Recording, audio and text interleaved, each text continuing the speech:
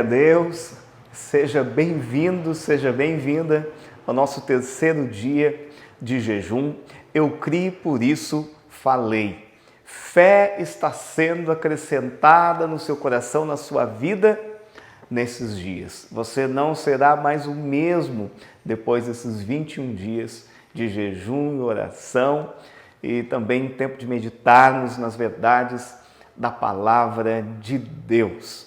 Amém? Eu queria começar aqui lendo a nossa confissão de hoje. Vou ler o versículo, depois quero que você repita comigo em nome de Jesus. Amém? Vamos lá então, Isaías 43, 2. Diz assim: quando passares pelas águas, eu serei contigo. Aleluia. Quando pelos rios, eles não te submergirão. Quando passares pelo fogo, não te queimarás, nem a chama arderá em ti. Você crê nisso? Então diga um amém aí. É a forma de você receber aquilo que está sendo ministrado, dizendo amém. Amém? Então, eu vou ler aqui e você vai repetir aí em casa, tá bom? Diz assim então: Deus está comigo ao atravessar o rio. Ele me sustenta em plena saúde e prosperidade. Nas águas profundas eu estou seguro, pois a mão forte do Todo-Poderoso me livra de afogar. O Senhor é comigo e me salva do fogo da aflição. O mundo está debaixo de pânico, mas eu estou debaixo do sangue do Cordeiro. Aleluia! 1000 cairão ao meu lado e 10.000 à minha direita, mas eu não serei atingido. Oh, aleluia! Glória a Deus, glória a Deus. Tome posse aí dessas verdades sobre a sua vida, sobre a sua família. Você é amado por Deus, você é guardado. O Senhor já deu ordem para que anjos guardem a sua vida, guardem a sua casa. Não importa se no meio do fogo ou sem passar pelo fogo, de uma forma ou outra, Deus será glorificado na sua vida e você vai experimentar de livramento, em nome de Jesus. Irmãos, vamos orar agora por essas 3 pessoas que nós estamos orando para que elas sejam salvas. Amém? Ah, pastor, eu ainda não coloquei o nome de ninguém aqui. Então você vai orar agora para Deus trazer esses nomes para você. Talvez possa ser aí um vizinho, um parente, talvez o cônjuge, os filhos, não sei. Mas é importante que você ore, porque todo o testemunho que a gente ouve falar de salvação, sempre havia alguém orando antes, sempre havia alguém clamando pela vida daquela pessoa. Deixa Deus usar a sua vida de forma poderosa, em nome de Jesus. Amém, irmãos? Então vamos começar orando, quebrando todas as forças do diabo que tem prendido a vida dessas pessoas. Em nome de Jesus, feche seus olhos, oramos. Oh Deus, nós cremos que o Senhor fará santas conexões nesses dias. Cremos que é da Tua vontade que pessoas se salvem. Cremos que é da Tua vontade, meu Deus, que pessoas nasçam de novo e tenham uma experiência com o Senhor. Oramos para que essas santas conexões sejam feitas nesses 21 dias. Meu Deus, nós rejeitamos toda a obra do diabo, Senhor, que prende as pessoas. Meu Deus, todo preconceito, meu Deus, declaro, está amarrado em nome de Jesus. Eu declaro que cada uma dessas vidas que o Senhor já escolheu, porque o sinal que o Senhor as escolheu é esse desejo no nosso coração de falar do Teu amor para elas. Deus, quebramos toda cadeia do diabo, todo o laço do diabo que prende a mente, Senhor, a vida dessas pessoas. caiam por terra agora, em nome de Jesus. Quero que você ore agora para que o Espírito Santo convença cada uma dessas pessoas do pecado, da justiça e do juízo, em nome de Jesus. Deus, nós oramos e declaramos que o novo nascimento já é uma realidade na vida dessas pessoas, na vida de cada uma delas, meu Deus. Cremos que Teu Espírito Santo já está convencendo cada uma delas. Declaramos, meu Deus, a fé, meu Deus, inicial para que elas creiam em Cristo, está sendo gerada na vida de cada uma dessas pessoas. Em nome de Jesus. Oh, aleluia. Ore também agora ministrando ao coração de cada uma delas a necessidade por Deus. Vamos orar. Oh, Deus, eu ministro agora que está sendo gerado no coração de cada uma dessas pessoas que os meus irmãos estão orando, Deus. Pai, fome e sede por mais do Senhor, meu Deus. De uma forma sobrenatural, essas pessoas, elas começam a sentir desejo por mais do Senhor, desejo por conhecer a Tua vontade, por conhecer o Teu querer, o Teu propósito para a vida delas, Deus. Em nome de Jesus é o que eu declaro agora. Oramos também para que o Senhor gere circunstâncias, irmãos. Pai, eu oro, Senhor, para que circunstâncias sejam geradas. Deus, em nome de Jesus, para que talvez assuntos, Deus, sejam gerados para que possamos falar do Teu amor. Eu declaro, Deus, que essa pandemia, Senhor, que, Pai, muitas vezes o medo, Senhor, a angústia, a aflição, a insônia, Deus, serão oportunidades para que a Tua glória se manifeste na vida dessas pessoas. Serão oportunidades, Deus, para que elas conheçam a verdade, para que elas conheçam a Cristo, para que elas tenham uma experiência pessoal de novo nascimento com o Senhor, Deus. Pai, em nome de Jesus, nós clamamos agora, Deus. Oh, Espírito Santo de Deus, dá-nos também sensibilidade para que possamos perceber, Deus, e aproveitar cada momento e falar do Teu amor para cada uma dessas pessoas. Em nome de Jesus.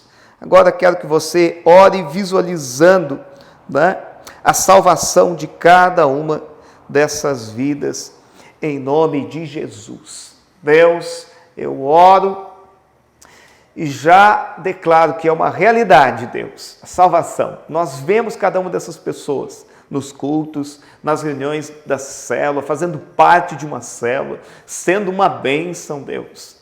Oh, Pai, quantos irmãos que nós conhecemos hoje. Deus, que estavam perdidos nesse mundo, mas o Senhor salvou e hoje são homens, mulheres de Deus. Declaramos que assim também será, meu Deus, com a vida de cada uma dessas pessoas, em nome de Jesus. Aleluia! Se você crê, diga amém, em nome de Jesus. Amém. Vamos agora compartilhar o capítulo de hoje, em nome de Jesus. Amém, glória a Deus. Eu tenho certeza que você já está sentindo a presença do Espírito Santo aí na sua casa agora. Vamos compartilhar o capítulo de hoje. Filhos permanecem em casa. Então, muitas pessoas presumem que o principal sinal do novo nascimento é a mudança de conduta. Porém, o novo nascimento é muito mais profundo do que apenas você mudar velhos hábitos. Se você realmente nasceu de novo, isso é um sinal que você agora recebeu a natureza de Deus aí no seu espírito. Que agora fazer a vontade de Deus é algo espontâneo para você. Servir ao Senhor agora é algo prazeroso para você. Por quê? Porque essa agora é sua natureza.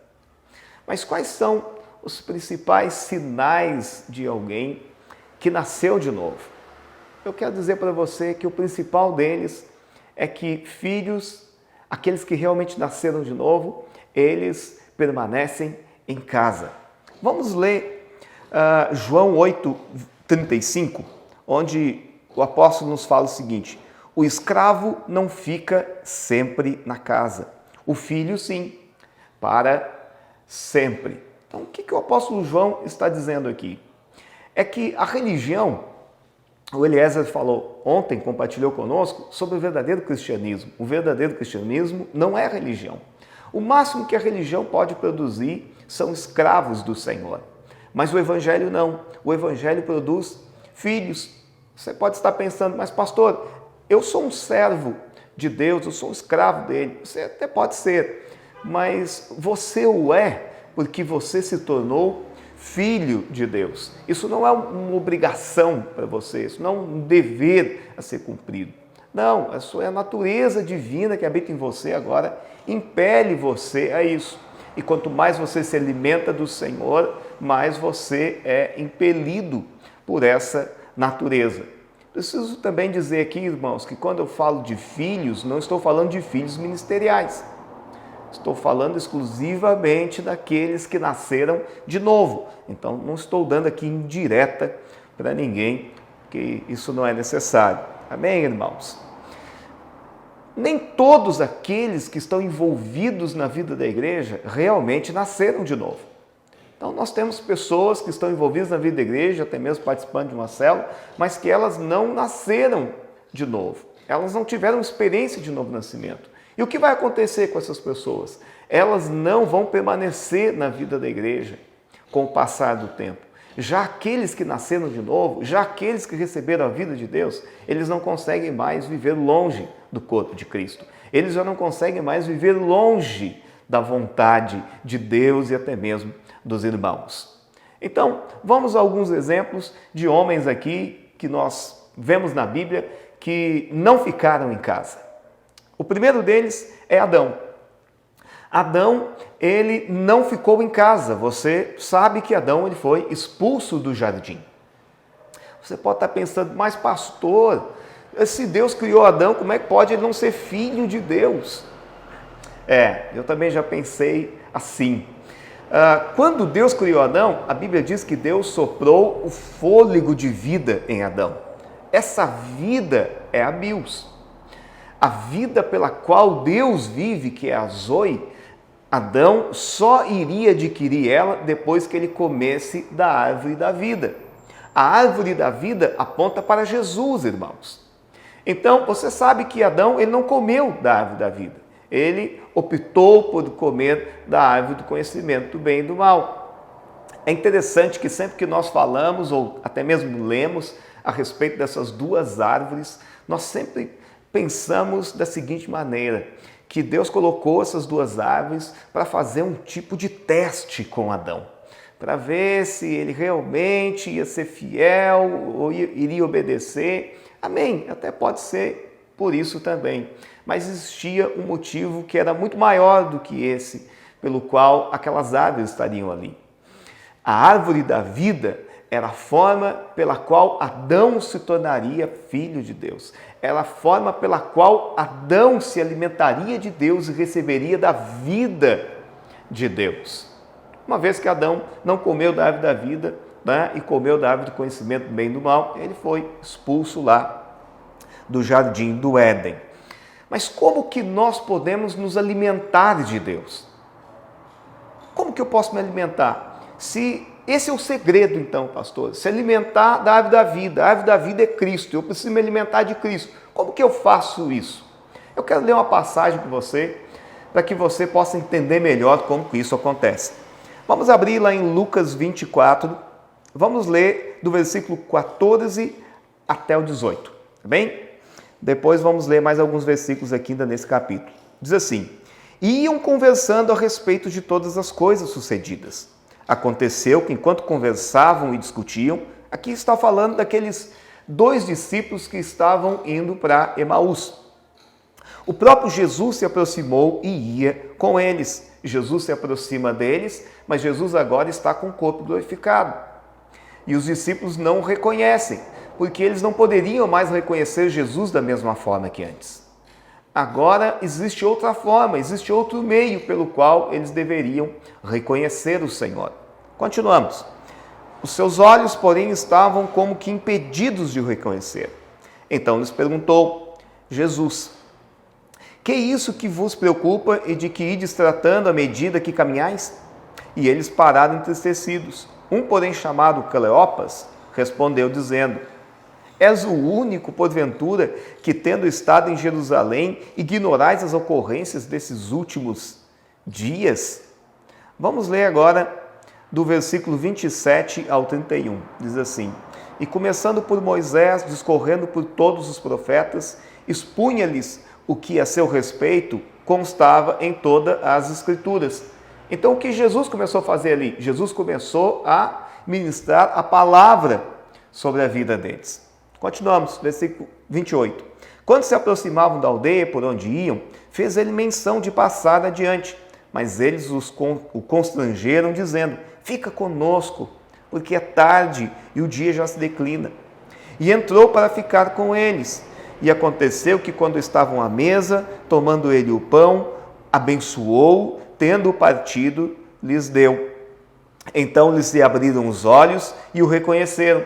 Como é que eles reconheceram? Eles ouviram da palavra. Enquanto eles ouviam, o coração deles era aquecido, eles eram alimentados. E você sabe que quando a Bíblia fala de partir o pão, está falando da ceia. Quando o Senhor participou da ceia com eles, então os seus olhos foram abertos. Você percebe? Essa é agora, na nova aliança, essa é a forma de você ver o Senhor. Através da palavra, através da comunhão. Então, é interessante que depois que os olhos deles se abriram, Jesus simplesmente sumiu. É o que diz o verso 31. Então eles abriram os olhos e reconheceram, mas ele desapareceu da presença deles. Por quê? Porque agora eles já descobriram, eles já viram o Senhor, não teria mais por que Jesus permanecer ali com eles daquela forma. Amém, irmãos? Então, Adão comeu errado. Isso é interessante, porque lá em Gênesis 3:7, o Espírito de Deus usa a mesma expressão que está lá em Lucas 24:14. Vamos ler? Diz assim: E começando por Moisés, Gênesis 3:7. Diz assim: Abriram-se então os olhos de ambos. Você percebe que é a mesma expressão que foi usada pelos discípulos de Emaús, percebendo que estavam nus, cozeram folhas de figueira e fizeram cintas para a si. Então, Adão foi expulso do jardim. Por quê? Porque ele comeu errado. Os discípulos de Emaús, que estavam indo para Emaús, eles tiveram seus olhos abertos e foram alimentados porque comeram certo. Então, você percebe qual é a forma hoje de você se alimentar de Deus? De você se alimentar da árvore da vida, que é Cristo? Através da palavra. Quando você ouve a palavra, quando você confessa a palavra, quando você ora a palavra, então você está se alimentando do Senhor. É que você possa entender um pouquinho melhor ainda o que eu estou falando a respeito de novo nascimento, a respeito de fazer parte do corpo de Cristo. Eu quero dar uma ilustração para você. Então, um reino nos fala de pelo menos 3 coisas, irmãos. Primeiro, um reino é uma esfera, um lugar onde existe um soberano. Em segundo lugar, num reino existe um grupo de pessoas que estão submissas, né? São súditos àquele rei. Em terceiro lugar, existe ali uma natureza naquele reino. Então, só pode fazer parte do reino vegetal aquilo que pertence ao reino vegetal. Só pertence ao reino mineral aquilo que é mineral. Então, da mesma forma, acontece com o reino de Deus. Tá bem? Vamos ao segundo exemplo. Caim também não ficou em casa. Caim não ficou em casa porque ele não creu no sangue. Então, você sabe, você já deve ter ouvido a respeito da história de Caim e Abel, aqueles 2 irmãos que eles foram para o culto, eles foram adorar ao Senhor, porém, a adoração de um, a oferta de um, que foi de Caim, não foi aceita. Isso é interessante, nós pensamos às vezes que o principal sinal de alguém que nasceu de novo é que ele é um adorador. Mas nós vemos aqui 2 irmãos, e os 2 foram adorar, mas um deles, a oferta, a adoração de um deles, não foi aceita por Deus. Eu penso que ele percebeu que não foi aceita, porque eu acredito que fogo desceu do céu e consumiu a oferta de Abel, mas isso é uma opinião minha. E não aconteceu o mesmo com Caim. Então, é interessante, quando você chega diante de Deus, você sempre tem que chegar com o sangue. Você sabe que a oferta de Caim foi de cereais. A oferta de Abel foi o cordeiro. Você percebe? Deus não aceitou a oferta de Caim, porque não havia sacrifício, não havia o sangue. Você sabe que desde a fundação do mundo o cordeiro teve que ser morto. Tudo isso é uma figura, né, para o sacrifício de Jesus. Era a sombra daquilo que viria a se cumprir em Cristo Jesus. Com Adão já foi assim. Eu acredito que Adão ensinou para Caim e Abel a respeito da importância do sacrifício. Mas Caim simplesmente ignorou e ele decidiu oferecer ao Senhor as primícias lá dos cereais. E a sua oferta não foi aceita. Sabe o que isso nos diz, irmãos? Se você chegar diante de Deus, para você ter acesso a Deus, só existe 2 formas. Ou você chega sem pecado algum, o que não é a realidade de ninguém, ou você chega com o sangue. Essas são as 2 formas que nós podemos nos achegar diante de Deus. Quando Caim chega e ele não chega com sangue, é como se Caim estivesse dizendo: eu não preciso de perdão, eu sou bom, eu tenho feito boas coisas, eu não preciso de sacrificar. Isso é a justiça própria. Todas as vezes que alguém tenta se aproximar de Deus assim, então ele não vai conseguir, a sua oferta vai ser rejeitada. É interessante que em Gênesis 4:7, olha só o que Deus diz aqui para Caim, após ele ter ficado, que ele ficou irado, né? Porque Deus não tinha aceito a oferta dele. Existe uma palavra aqui, irmãos, que é pecado, que no hebraico é ratá. Ela se escreve com chatá, né? CH, mas soletra como ratá. E ela pode ser traduzida por pecado, mas também pode ser traduzida como oferta pelo pecado. Os tradutores decidiram colocar aqui a palavra pecado, mas pode ser também oferta pelo pecado. Então, vamos ler como ficaria se nós colocássemos aqui essa segunda opção de tradução, que é oferta pelo pecado. Gênesis 4:7 diz assim: se procederes bem, não é certo que serás aceito? Se todavia procederes mal, eis que a oferta pelo pecado jaz à porta. Deus está dizendo para Caim o seguinte: se você quiser se aproximar de mim, é preciso que você traga uma oferta pelo pecado. É preciso que você se aproxime pelo sangue, pelo sacrifício do Cordeiro. Amém, irmãos? Glória a Deus. E o terceiro exemplo que eu quero compartilhar, já aqui indo para o final, é Ismael também não ficou em casa. Então, Ismael não era filho da graça, mas era filho do esforço e da força do homem. Então, aquele que não entende a graça, ele não permanece em casa. Então, na casa só há lugar para filhos da graça. Repita comigo aí, para você não dormir. Na casa só existe lugar para os filhos da graça.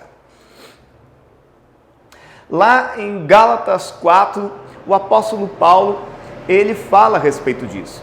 Você sabe que ali os fariseus, né, estavam falando ali a respeito que eles eram filhos de Abraão. Tá? Aí o apóstolo menciona o seguinte: não, tudo bem, eu até creio que vocês são filhos de Abraão, mas vocês são filhos de Abraão de qual mulher? Vocês são filhos de Abraão por parte de Sara ou por parte de Agar? Não, você sabe que Agar, ela que era concubina, né, de Abraão, qual ele teve ali relação sexual para ter o filho, né, da promessas. E aí nasceu Ismael, só que Deus rejeitou Ismael. Né? Mais tarde viria Isaque, que seria o filho da promessa. Então, vamos ler essa passagem, está lá em Gálatas 4:24, que diz assim: estas coisas são alegóricas, porque estas mulheres são duas alianças. Uma, na verdade, se refere ao Monte Sinai. Monte Sinai é onde Moisés recebeu a lei, tá? Então, Agar simboliza a lei, o esforço próprio, a justiça própria, que gera para a escravidão. Esta é Agar. Então, somente os filhos da graça permanecem em casa. Quem quer permanecer em casa, quem quer se aproximar de Deus pela lei, pelo esforço próprio, ele não vai permanecer. E vamos encerrar agora lendo 1 João 2:19, que diz assim: eles saíram de nosso meio, entretanto não eram dos nossos, porque se tivessem sido dos nossos, teriam permanecido conosco. Todavia, eles se foram, para que ficasse manifesto que nenhum deles era dos nossos. Oh, irmãos, isso não significa que eventualmente filhos não se desviem. Isso não significa que eventualmente filhos não pequem. O pecado ainda é um acidente na nossa vida. Mas se eles realmente são filhos, uma coisa é certa: eles voltarão para casa. Eles voltarão para o meio da igreja e do corpo de Cristo. Aconteceu assim com o filho pródigo. O filho pródigo, ele se afastou, mas ele não teve nenhum constrangimento de voltar para casa, de voltar para o Pai. Eu queria fazer 2 desafios para você hoje. O primeiro deles é que, se você está longe da vida da igreja e você é filho, é hora de você voltar. É hora de você voltar para o meio do corpo de Cristo. São dias que Deus está chamando você de volta para a comunhão. E o segundo desafio é que você, que é a maioria dos que estão me assistindo aqui agora, eu gostaria que você fizesse contato com no mínimo 5 pessoas que já tiveram na vida da igreja e se afastaram. Que você envie uma mensagem para ela falando o quanto que ela é amada, o quanto que ele é amado pelo Senhor. Amém, irmãos? Deus abençoe você. Tenha um ótimo dia. Em nome de Jesus. Amém.